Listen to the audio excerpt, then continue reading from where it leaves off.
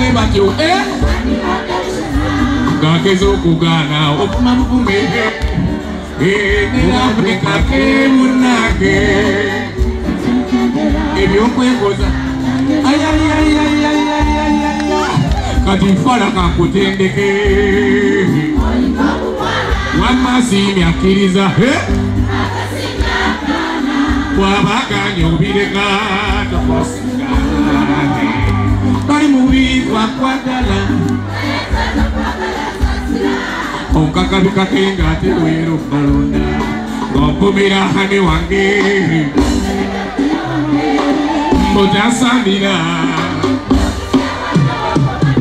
ompumira hani wange mbotasandira osindika ebinnyo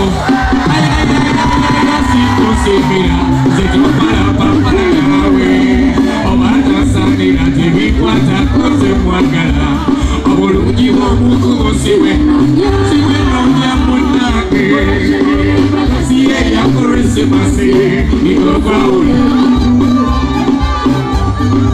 mulundi nawe kyakulema oleka bakizanenetaya bwe nooleka okulimirira nga weekoya juzi wasesa nti olaba akamwewaza nzakagala bwe byagana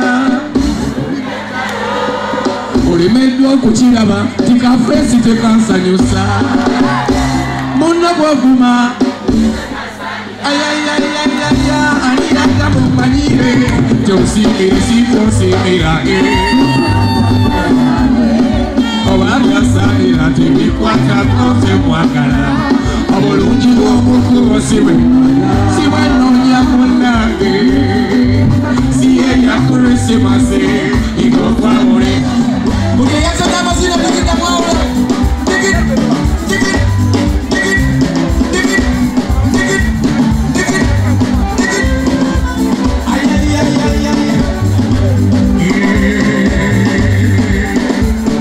ng'ompumira hani wange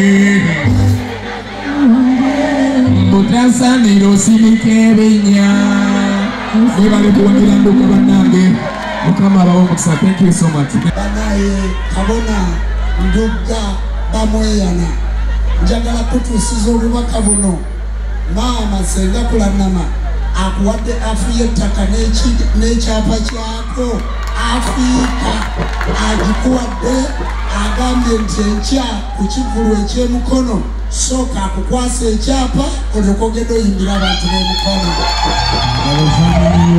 mukulu Nduga bamweyana kwata bulungi ekikapu disaniganize ekwatira omuzimbalo zimange ekole ekakukwatira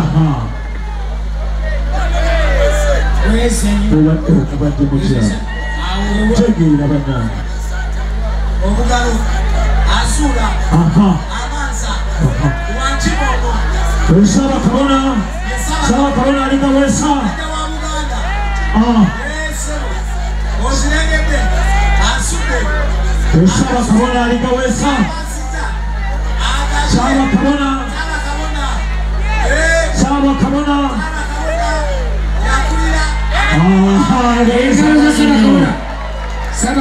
tunagenda tata nasinagenda nayagadde emena mubaka wa Senga Kulanama mweza nyo Senga nakuwa n'ettaka enkyala namawulire muwulidde njagala kusembayo n'ekigambo kino tukironkiza wano tukulinda mukono ono tumaze okutegeka ate kabona setoleka kulinda Masaka tugenda kutambula naawe mpaka ng'ekivulu kikoze kiwedde.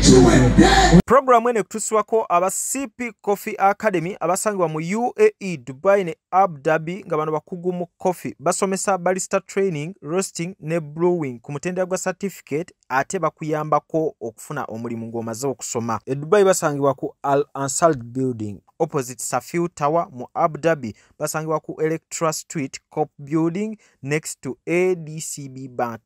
abeetaaze osobola bakubira ku namba z'essimu eziri wansi awo kossa ne website yaabwe. Kisitu Electronics batunda solar panels sizes zonna ku bbeeyi yonna, amasimu agatayitamu mazzi, flat screens eziriko ne kalonda w'amasannyalaze erina ow'enjawulo. Ojja funa ekirabo gwe anaabeeyuna ku Hanifa Towers ne ku namba y'essimu nga woogiraba obakubireko oba baweereze WhatsApp. Ziwa and Sons suppliers w'ebikozesebwa mu kisenge ng'ofuula ekisenge kye ekyenjawulo kirabike bulungi. Gula amasooka amalungi, bed cover, duvet, mosquito nets, towel ne kalonda yenna agwa mu kkubo eryo basangibwa ku Mukwano Arcade n'ennamba y'essimu weeri wansi awo. Ayagala okusala weight omugejjo okufuna 6 packs okukuma omubiri gwo nga guli fit n'okuguzimba, noonya omwami Roy Mubiru ku YouTube olabe videos ez'enjawulo ng'asomesa era ng'abuulira abantu engeri gye mulina okuba mukuumamu emibiri gyammwe n'emmere gye mulina okubeera nga mulya. Subscribinga ate era munoonye ne ku namba y'essimu awo ayongere okubeera ng'akubuulira ky'olina okuba ng'okola. Arapex Tire Adhesive and Grout eri ayagala okusiba tayo ze zinywere mu ddiiro, ku lubalaza, mu kisenge oba mu kinaabiro, oli wa ddwaliro, oli wa arcade oba ekifo kyonna kyoyagalamu obugumu obw'enjawulo olw'ekirungo ekiteekebwamu. Amwetaaze genda mu hardware ekuliraanye Seeding Tile Center ku Salama Road,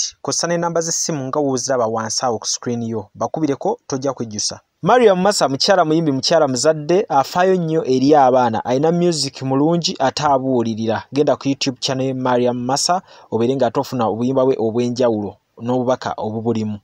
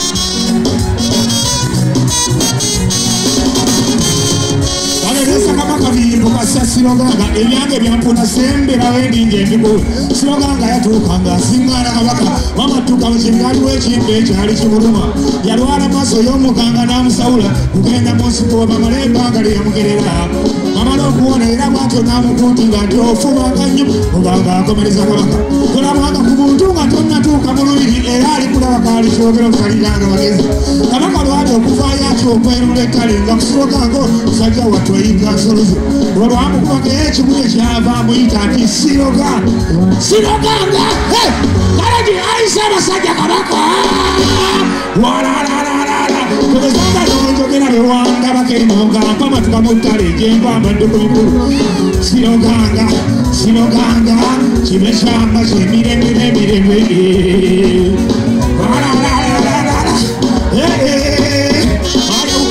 kabakanga mu lubiri nga kyafumbe kijjulo okwali ebinge olubaga lwali lwagasinyeera baajaganya bulungi baavaagayo kindoogo bawera maaso g'ekkula sologanga olwali okusuula omwenge mutta bwe yavaayo yalandukira bikulu byalimu ng'agamba nti okunde ayisa abasajja okunde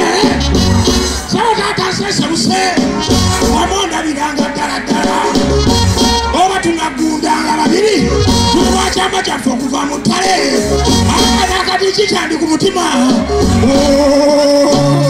awanebwobaeyiza ezambe ebwambala kyakwe tewali kwona ne boosadde akamagoza ekyaddirira ng'omutaakirabuza bwekanya akabaaka n'alayira bwawuza bamuti awonno ewasuuka enjogera egamba nti kabaka biikasasiro ganga naye gwokkiriza otya nti gaali kumakabi guli gwali muso gwamwerewo emimwa tekulwa bweza. Amannya gange nze Nsuuga Mustafa nkola ne Alihira Holdings era ndowooza abantu abazze batukubira bagenda olaba nga yenze yennyini bwe balaba mu video ate nze gwe balabye ku site yaabwe. Biodigester kirabise nti kati abantu batandise okukkiriza nti gwe mulembe oguliko. Kituufu. Kuba okusookera ddala omunnayuganda yali amanyi nti yaabo bokka abayina enzigi enfunda kwa tuze twogerako nga ddala olabira ddala ennyumba eri wano naye nga tetulina kabuyonjo we tugiteeka. Ku mulundi guno apartments zino zirabika nga zirina space nnene nnyo naye era nabo basazeewo okukozesa nkola eno. Basazeewo okukozesa nkola eno lwa nsonga olw'ebirungi n'emisomo gye tuzze tukola ki tusomesa abantu. Tutundire ekinnya mulundi guno engeri gye mukikozeemu. Leero ndaba mwawudde mu bibiri so ate bulijjo twali tulaba nga ye batadde tank eno wabbali kwe muteeka amayinja. Okay, biodigester neri entono kuba kati ndaba mwasemba otulambulako nga tukola entono ey'abantu 40 eno y'abantu 100 gye tuzza okukola olwaleero. So ekigikozesa nti nno oluusi twawudde lwa nsonga bantu 100 kitegeeza amazzi mangi. Oluusi ky'ovalaba nti omuntu oli ankubira ne mugamba ogenda giteeka kuki ku nyumba yamaka apartments muzikiti ekereziya so oli wambuulira ki kwagenda ogiteeka nsobola determininga ne ngamba otuteekewo y'abantu 10 otuteekewo y'abantu 5 oba tuteekewo y'abantu 4. Soko otulambuliye ku migaso nannyini nyumba zino gyagenda okufuna mu biodigester eno gye mumukoledde. Kakati nannyini nyumba eno yeesiimye nnyo lwa nsonga nti eno biodigester era emigaso gyayo egigirimu gyagenda okufuna. Ekisooka tagenda keera lunaku agambe nti bannange septic yajjudde nti nno ajja aleeta ekimotoka ate kimuggyako ssente ng'olwedde yagizimba. So biodigester tegenda keera ku makya nti ejjudde. So nawe nkityo ogwo mugaso gwe gusinga kubanga eri gundi yaffe twagikolanga naye ate era still ng'ejja n'ekulya lwa nsonga nti ebeera etuuka n'ejjula so etuuka ng'esigala ekulya wadde nga ate wagiteekamu ssente yo nnyingi. Ekyokulala nti beauty ye egenda vaayo eya compound nti nno pavers zigenda kuva eri engulu yonna gye mulengera paka eno amazzi era gagenda draininga gano ag'enkuba nga gagenda mu kaala akali ebbala yawo nti nno beauty y'olujja egenda vaayo bulungi nnyo. Newe manjagala simbawo muddo kisoboka. N'oba oyagala simbawo muddo ogwo kubanga kati singa owa kamera waffe akulaga nti nno system ogira nti eri wansi fuuti 2 kweno level kwe tuyimiridde wansi fuuti nga 2 so omuddo kakube guyina emirandira gitya guba gujja mmera. Yes, bannange tetukolera bagagga bokka ate era tetusijja bayita baavu omuntu wa wansi omufuna mpola ffenna gye tuggwa nange ndi mufuna mpola so sikolera bantu sina kika kye ngamba mbu nno nkolera baneeno wabula buli omu nga bwozze bwe tukola ki bwe tukwata. Kati Alihira Holdings Uganda Limited tusangibwa Kamoocha Prince Charles Drive plot 45 Kamoocha we wali offices zaffe. Tuyina namba z'amasimu esooka ya Airtel 07017 66992 neya MTN 0789 224230. Abasinga batumanyira mu biodigester kuba bwe tuvudde nnyo mu kamera naye nga baklanti baffe abapya n'abakadde bagenze bakitegeera nti no ne general construction yenna mwetuli.